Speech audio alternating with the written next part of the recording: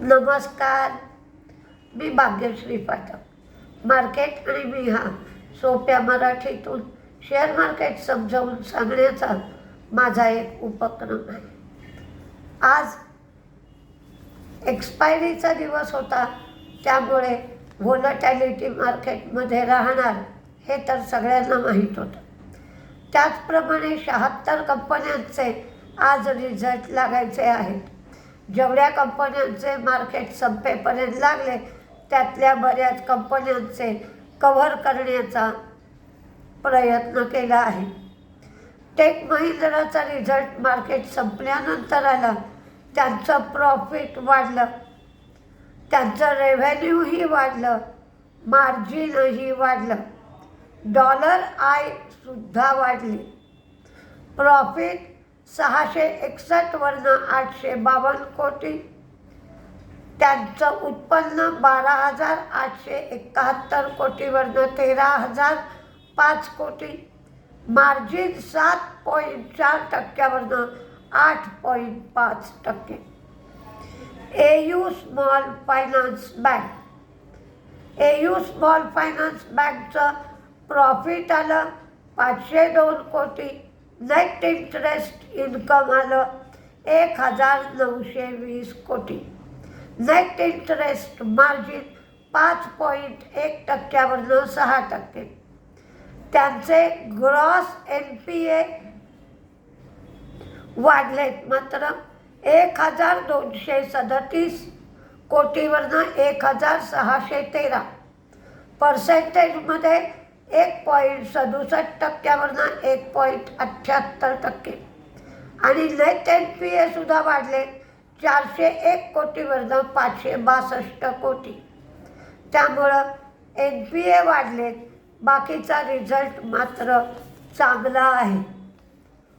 वर्धमान स्टीलचं 26.08 कोटी एवढं प्रॉफिट झालं आणि रेव्हेन्यू 415 कोटी एवढं झालं. राईट्सला 321.30 कोटीची ऑर्डर मेडिकल एज्युकेशन रिसर्चकडून मिळाली. अडाणी एनर्जी ही फायद्यातून तोट्यात गेली. 182 कोटी फायदा होता, त्याचा 1,120 कोटी तोटा झाला. पण त्यांचं उत्पन्न, त्यांचं मार्जिन दोन्हीही गोष्टी वाढल्या. ग्लेनमार्क लाईफला पर्यावरणाला नुकसान पोचवल्याबद्दल नुकसान भरपाई देण्यास सांगण्यात आलं आणि उत्पादन बंद करण्यास सांगण्यात आलं. आवास फायनान्शियल त्यांचं प्रॉफिट, रेव्हेन्यू, मार्जिन तिन्हीही वाढलं. ज्युपिटर वॅगन त्यांचंही प्रॉफिट, रेव्हेन्यू, मार्जिन तिन्हीही गोष्टी वाढल्या. बँक ऑफ कॅनडाने 4.75 वरून 4.50 एवढा इंटरेस्ट रेट केला. मोतीलाल ओसवालचं प्रॉफिट वाढलं 526 वरून 883 कोटी. त्यांचं रेव्हेन्यू वाढलं 1,561 कोटीवरनं 2,312 कोटी. तर त्यांचं मार्जिन 55.8% वरनं 60.2% झालं. प्राज इंडस्ट्रीचं सुद्धा प्रॉफिट वाढलं, पण त्यांचं रेव्हेन्यू कमी झालं 736 कोटीवरनं 699 कोटी. आणि त्यांचं मार्जिन वाढलं 10.2% वरून 13.1% एवढं झालं. कॅनरा बँकेचं प्रॉफिट वाढलं 3,535चं 3,905. त्यांचे NPA ग्रॉस आणि नेट दोन्हीही NPA कमी झाले आणि त्यांच्या प्रोव्हिजन्स कमी झाल्या 2280 वरून 2171. त्यांचं नेट इंटरेस्ट इन्कम 8666 वरनं 9166 एवढं झालं. असं दिसताना तरी कॅनरा बँकेचा रिझल्ट चांगला दिसतो आहे. सायंटचा रिझल्ट चांगला आलेला दिसत नाही. प्रॉफिट, रेव्हेन्यू, मार्जिन सगळंच कमी झालं. रामको सिमेंटचं प्रॉफिट कमी झालं, जवळजवळ अर्धं झालं. 79 कोटीवरनं 35.5 कोटी. त्यांचं रेव्हेन्यूही कमी झालं, मार्जिन मात्र वाढलं आहे. टाटा मोटर्सला नोमुराने अपग्रेड केलं आणि आउटलुकही वाढवला, चांगला केला. व्हीनस पाईपचं रेव्हेन्यू, प्रॉफिट, मार्जिन सगळंच वाढून आलं. व्हीनस पाईपचा रिझल्ट चांगला आला. स्टील अथॉरिटी ऑफ इंडिया ही NCDद्वारे 2500 कोटी रुपये उभे करणार आहे. ONGCने सांगितलं की ब्लॉक KGDW क्लस्टर 2 इथून ते floating production storage offloading vessel याच्यातून, म्हणजे याला म्हणतात FPSO, म्हणजेच फ्लोटिंग प्रोडक्शन, S म्हणजे स्टोरेज आणि O म्हणजे ऑफलोडिंग व्हेसल, याच्यातून त्यांनी प्रोडक्शन सुरू केलं आहे आणि दुसऱ्या प्लांटमधूनही ते प्रोडक्शन सुरू करण्याची लवकरच शक्यता आहे. म्हणून आज ONGCचा शेअर 14 ते 15 रुपये तेजीत होता. PG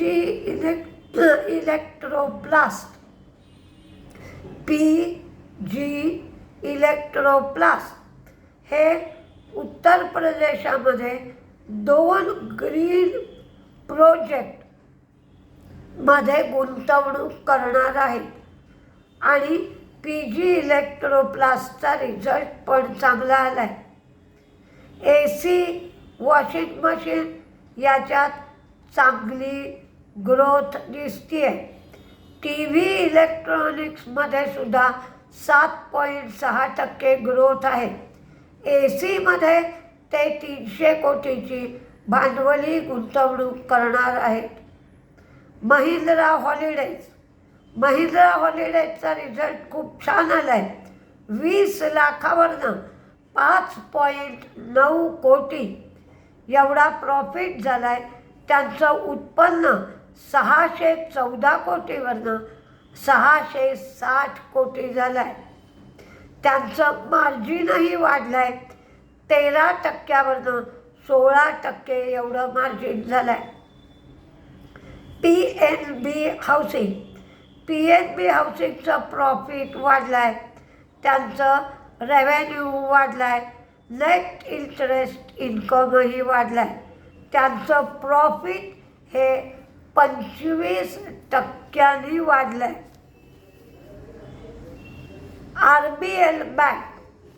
RBL बँकेमध्ये आज मोठा ट्रेड झाला. मी सकाळी RBL बँकेमध्ये मेपल ही ब्लॉक डीलच्या माध्यमातून शेअर विकणार आहे असं सांगितलं होतं.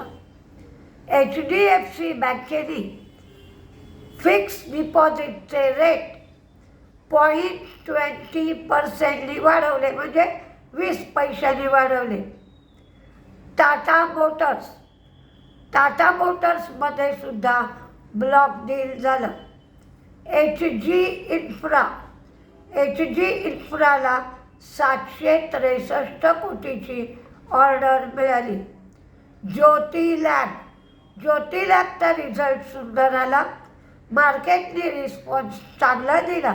जवळजवळ 50 ते 60 रुपये शेअर वाढला. टाटा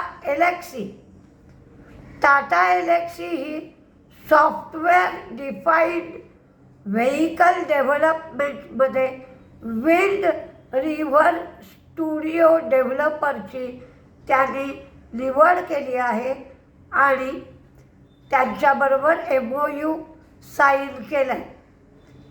टाटा पॉवरनी डेअरी डेव्हलपमेंट बोर्डाबरोबर करार केला आहे. खाणींच्या जमिनीवर कर लावण्याचा अधिकार राज्य सरकारला मिळाला आहे.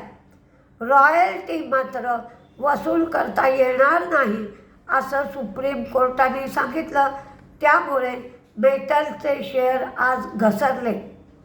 नेस्लेचा रिझल्ट काही ठीक आला नाही, कमजोर आला कोणत्याही दृष्टीने बघितला तरी.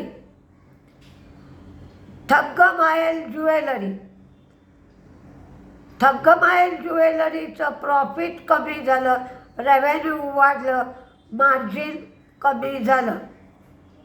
उज्जीवन स्मॉल फायनान्स बँक यांचं प्रॉफिट कमी झालं, नेट इंटरेस्ट इन्कम वाढलं, NPA वाढले, ग्रॉस NPA पण वाढले, नेट NPA पण वाढले. अशोक लेलँडचं प्रॉफिट कमी झालं. पूर्वी 584 होतं, आता ते 550 कोटी झालं. डिफेन्स बिझनेस जो होता त्याच्यातून 9,691 कोटीवरनं 10,724 कोटी एवढा रेव्हेन्यू झाला. ते आता नवीन EV लॉन्च करतील, त्यातून त्यांना फायदा होईल. त्यांचं मार्जिन 15.6 वरून 17.4 एवढं झालं. LT फूड्स प्रॉफिट वाढलं, रेव्हेन्यू वाढलं, मार्जिन कमी झालं. लॉरेस लॅबचं प्रॉफिट कमी झालं, रेव्हेन्यू आणि मार्जिन वाढलं.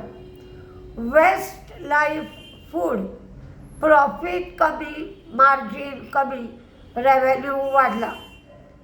अडाणी ग्रीन प्रॉफिट वाढलं, रेव्हेन्यू वाढलं, मार्जिन कमी झालं. चेन्नई पेट्रो रिझल्ट चांगला आला नाही. वेदांता स्टँडर्ड अँड पुअरनी वेदांताचं रेटिंग CCC म्हणजे CCC+ वरनं B- केलं आणि आउटलुक स्टेबल केला. अशा पद्धतीने तरीही आज वेदांताचा शेअर, सगळे मेटल शेअर घसरले होते म्हणून वेदांताचाही शेअर आज सुधारला नाही. आज HPCL, BPCL, IOC, ONGC हे ऑइल आणि गॅस क्षेत्रातले शेअर आज बऱ्याच अंशी तेजीत होते आणि जे रिझल्ट चांगले लागत होते त्याला मार्केट चांगल्या पद्धतीने रिस्पॉन्स करत होतं. आता उद्या मार्केट काय करतं हे बघूया. ओळीने 3 दिवस झाले मार्केट व्होलटाईलच आहे. प्राईस करेक्शनही आहे, टाईम करेक्शनही चालू आहे. त्यामुळे काय काय होतं आहे हे आपल्याला पाहावं लागेल. 24,600च्या वर मार्केट गेल्याशिवाय स्थैर्य येईल असं वाटत नाही. 24,200 ते 24,600 या रेंजमध्ये मार्केट फिरत राहील. मी 10 आणि 11 ऑगस्टला कोर्स ठेवला आहे. ज्याला कोणाला कोर्सविषयी चौकशी करायची आहे त्यांच्यासाठी मोबाईल नंबर 9699615507 9699615507 या नंबरवर तुम्ही चौकशी करू शकता. नमस्ते.